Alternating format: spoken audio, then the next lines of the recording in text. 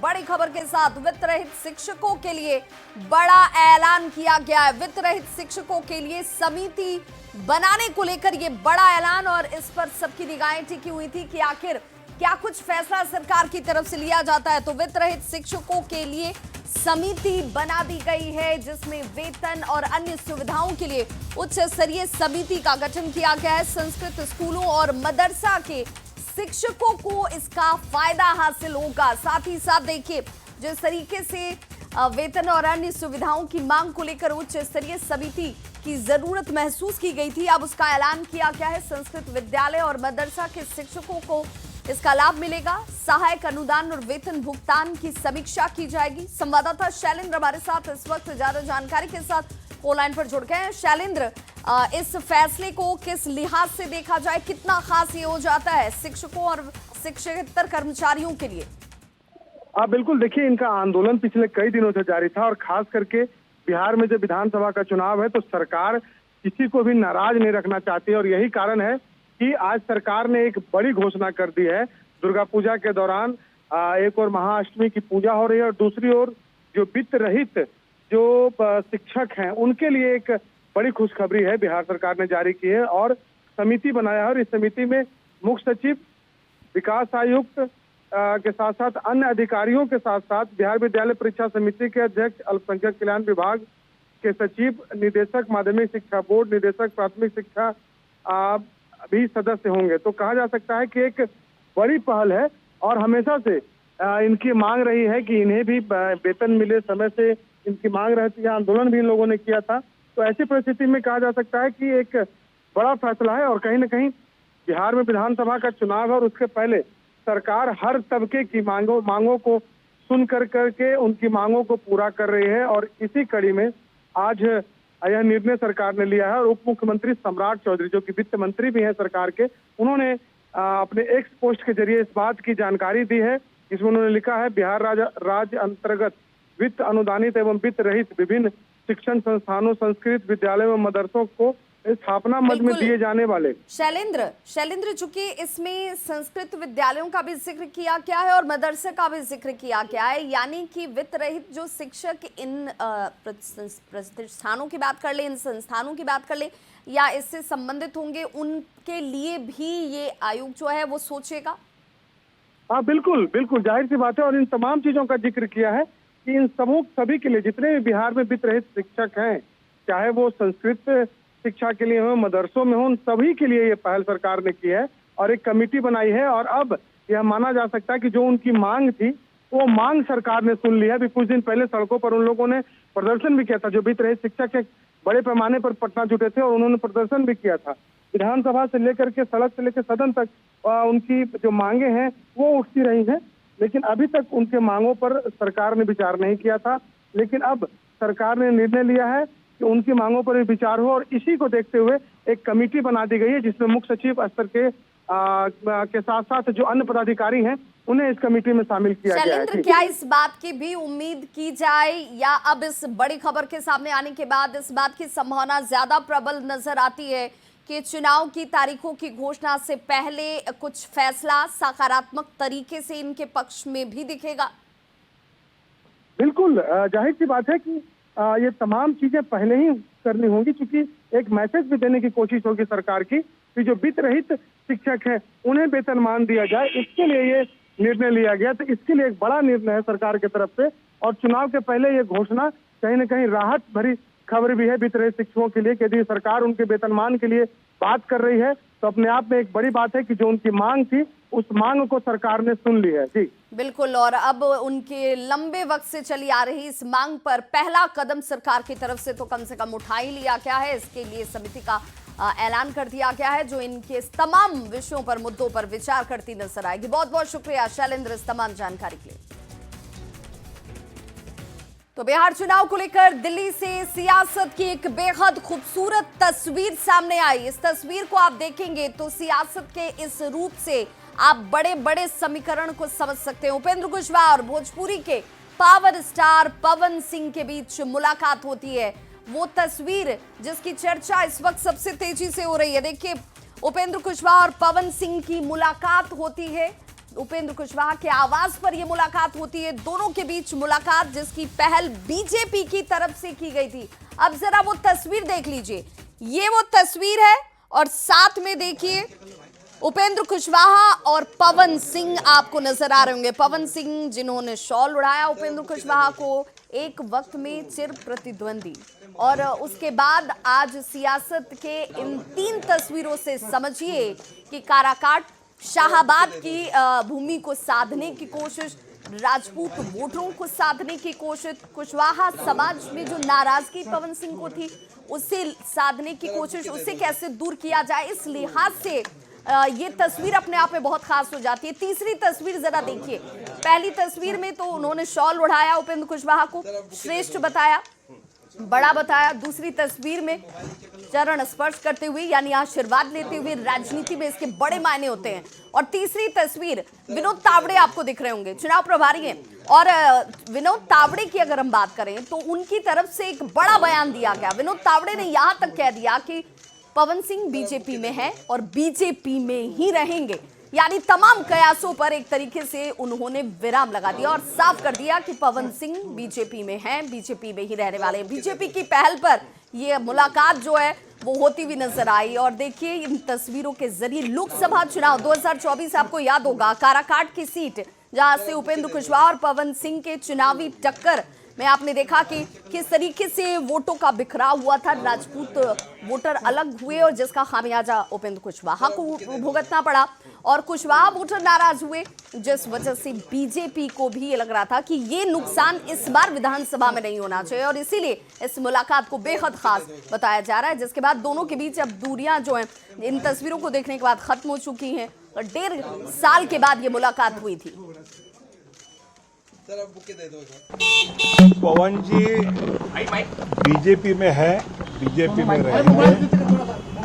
आदरणीय उपेंद्र कुशवाहा जी ने उनको शुभकामनाएं आशीर्वाद दिया है और आने वाले चुनाव में एनडीए के लिए पवन जी सक्रियता से काम करेंगे बीजेपी के कार्यकर्ता के नाते।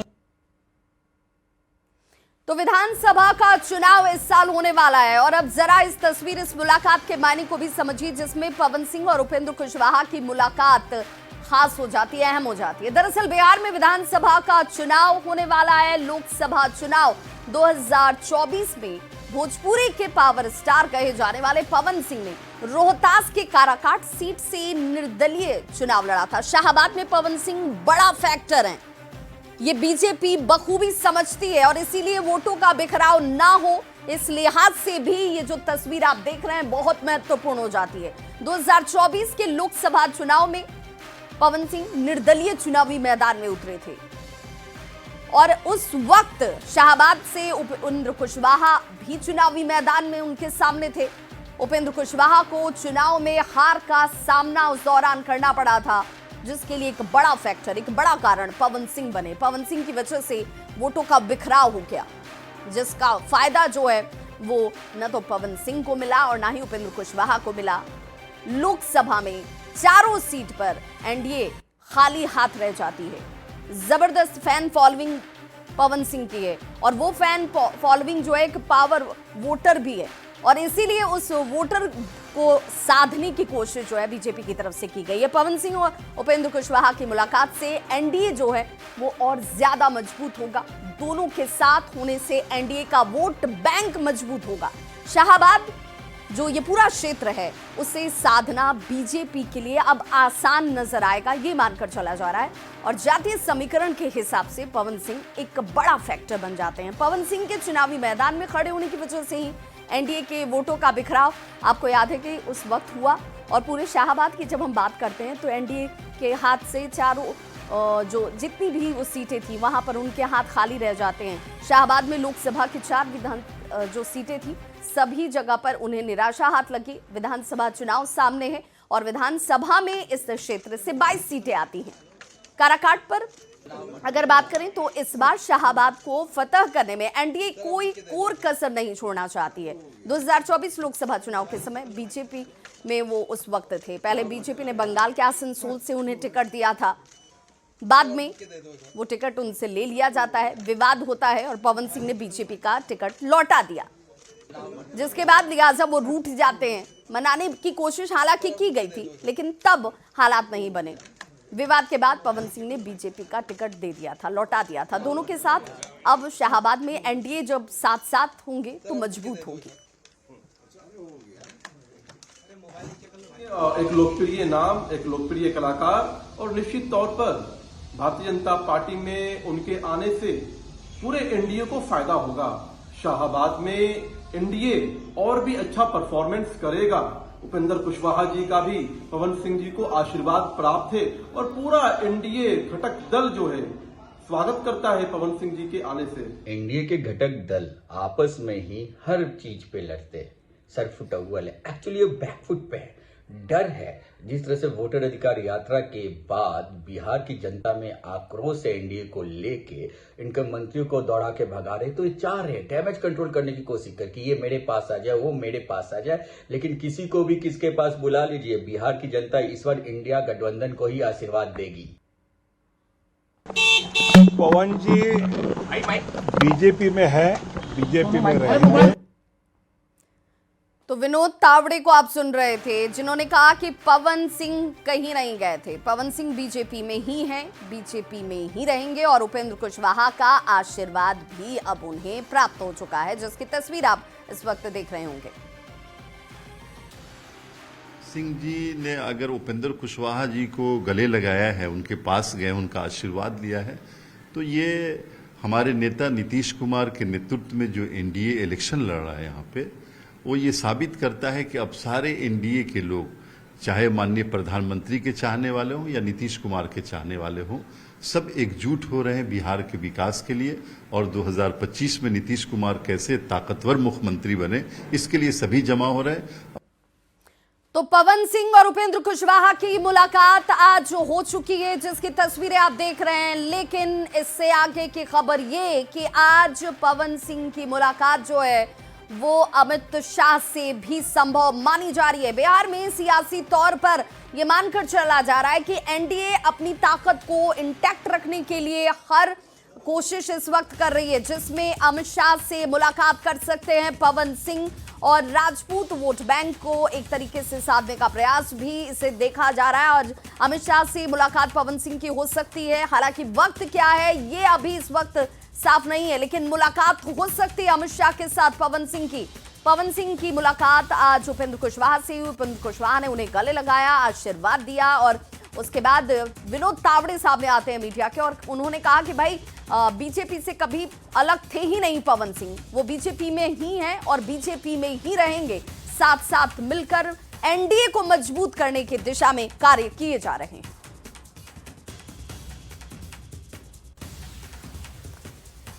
बिहार में विधानसभा चुनाव से पहले आरोप और प्रत्यारोप वाली सियासत में इस वक्त बेहद तेज हो चुकी है। जनसुराज के संयोजक हैं प्रशांत किशोर। उन्होंने कल प्रेस कॉन्फ्रेंस कर बीजेपी नेताओं पर आरोपों की झड़ी लगा दी थी, जिसके बाद अब बीजेपी की तरफ से पलटवार शुरू कर दिया गया है। पार्टी के प्रवक्ता दानिश इकबाल ने यह आरोप लगाया कि जनसुराज के राष्ट्रीय अध्यक्ष उदय सिंह ने उम्र की हेराफेरी की है।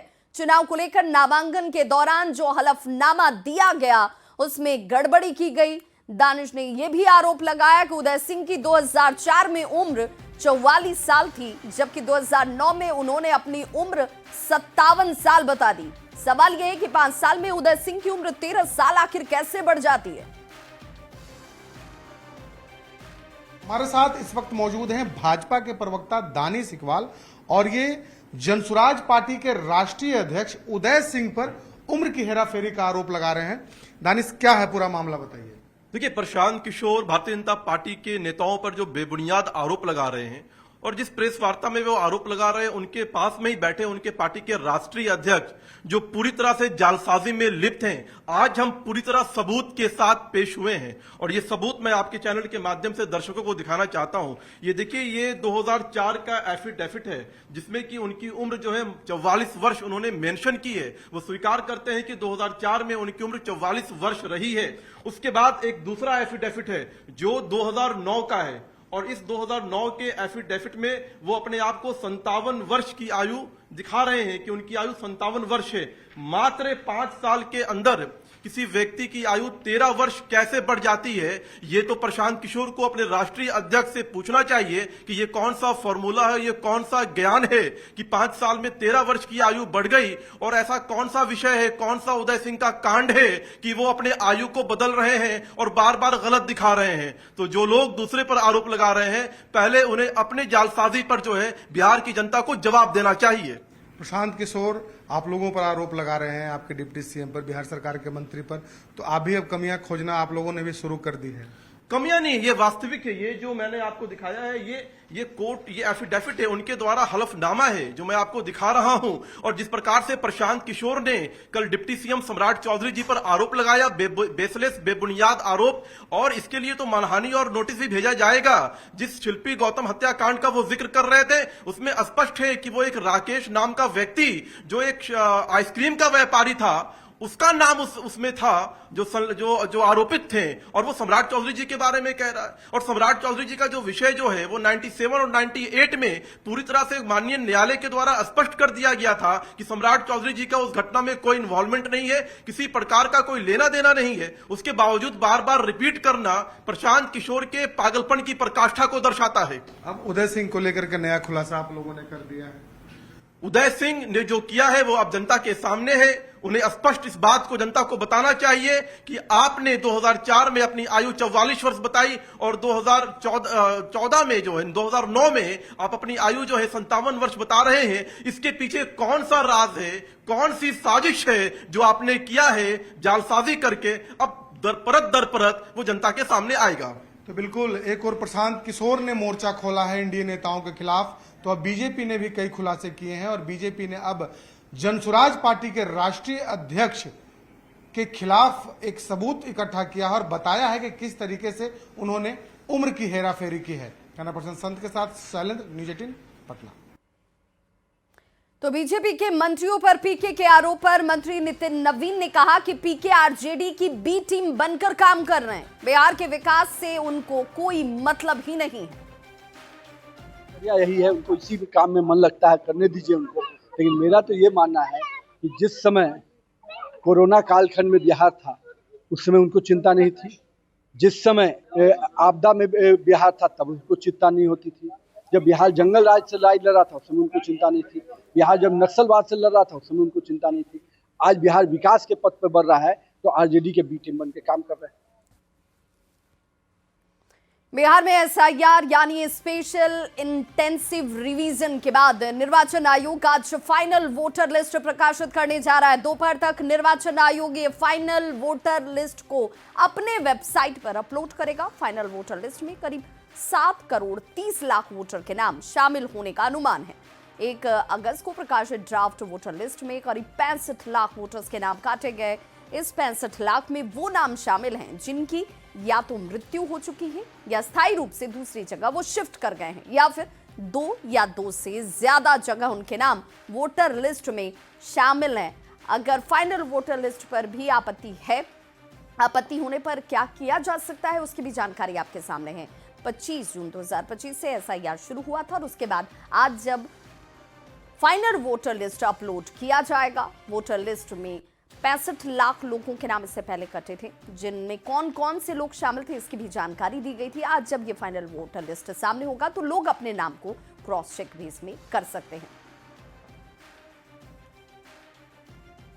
सुपौल के छातापुर से बीजेपी के विधायक और पीएचईडी मंत्री नीरज सिंह बबलू का कुछ युवकों ने सोशल मीडिया पर वीडियो जारी कर जान से मारने की धमकी दी है। धमकी वाला वीडियो तेजी से इस वक्त अब वायरल भी हो रहा है, जिसमें 2 लड़के गाली गलौज करते नजर आते हैं और मंत्री नीरज कुमार बबलू को गोलियों से भूनने और बंदूक की बात नहीं करने की नसीहत दे रहे हैं। देखिए, ये घटना की जानकारी हमें पहले नहीं थी। कुछ दिन पहले कुछ लोगों ने दिखाया कि कुछ शरारती तत्व फेसबुक पर इस तरह का पोस्ट किया है, तो हमने प्रशासन के लोगों को बताया और पूछा उनसे कि भाई ये जो पोस्ट कर रहा है कौन है। फिर प्रशासन के लोगों ने इसका पता भी किया कि माइनॉरिटी समाज के हैं और अररिया जिले के रहने वाले हैं। प्रशासन के लोग उसे ढूंढने का भी प्रयास कर रहे हैं। मुझे लगता है कि जब जब चुनाव आता है, इस तरह का लोग काम करने का कोशिश करते हैं, दंगा फैलाने की कोशिश करते हैं, जो सीनियर लीडर हैं उन्हें अपमानित करने का कोशिश करते हैं, तो ये काफी दुखद है और मुझे भरोसा है कि जल्द से जल्द प्रशासन इस पर कठोर से कठोर कार्रवाई करेगी। और इस वक्त बड़ी खबर कि अब से थोड़ी ही देर में पवन सिंह पहुंच रहे हैं अमित शाह के आवास पर, जहां ये मुलाकात होगी और अमित शाह से मुलाकात कर आशीर्वाद लेते हुए पवन सिंह नजर आएंगे। बड़ी खबर इस वक्त की है कि बस थोड़ी ही देर में ये मुलाकात होने वाली है, जहां पर अमित शाह के आवास पर वो पहुंचने वाले हैं। और संवाददाता अमितेश हमारे साथ इस वक्त ज्यादा जानकारी के साथ वो लाइन पर जुड़ गए। अमितेश, बताया जा रहा है कि किसी भी वक्त थोड़ी देर में मुलाकात हो सकती है पवन सिंह की अमित शाह से। जी हाँ, बिल्कुल। गृह मंत्री अमित शाह के आवास पर पवन सिंह पहुंचने वाले हैं, थोड़ी देर में ही पहुंचने वाले हैं और ये मुलाकात बहुत अहम होगी, क्योंकि लोकसभा चुनाव में जिस तरह से पवन सिंह ने निर्दलीय चुनाव लड़ा था काराकाट से, उसके बाद ही बीजेपी से रिश्ते उनके खराब हो गए थे और बीजेपी ने उन्हें बाहर का रास्ता दिखा दिया था। लेकिन आज जब उपेंद्र कुशवाहा से उनकी मुलाकात हुई है, तमाम गिले शिकवे दूर हो गए हैं कुशवाहा से।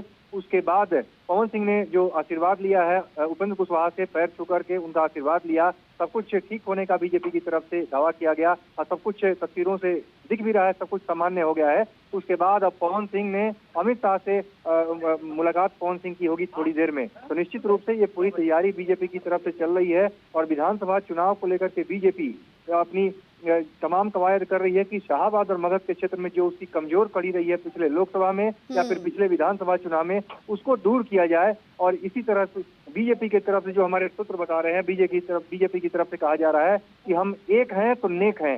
ये शब्द कहा जा रहा है, ये सेंटेंस कहा जा रहा है बीजेपी नेताओं की तरफ से कि हम एक हैं तो नेक हैं। और इसी फॉर्मूले से हम लोग उपेंद्र कुशवाहा पवन सिंह दोनों को एक साथ एक मंच पर लाने में सफल हुए हैं और इसी फॉर्मूले के तहत हम लोग आगे बढ़ेंगे शाहाबाद और पूरे मगध क्षेत्र में। जी बिल्कुल। तो बीजेपी की ये पूरी कवायद है, बीजेपी की ये कोशिश है, जिसके बाद पवन सिंह और उपेंद्र कुशवाहा की मुलाकात होती है। जो नाराजगी थी, जो तलखी थी, वो दूर हो जाती है, एक दूसरे के गले मिलते हुए नजर आते हैं, आशीर्वाद लेते हुए पवन सिंह नजर आए। और अब से थोड़ी देर में गृह मंत्री अमित शाह से मुलाकात होने वाली है पवन सिंह की उनके आवास पर। और ये मुलाकात बड़े मायने के तौर पर देखी भी जा रही है, जिसमें मगध और शाहाबाद क्षेत्र को साधने के लिहाज से बीजेपी का ये बड़ा कदम बताया जा रहा है। बहुत बहुत शुक्रिया।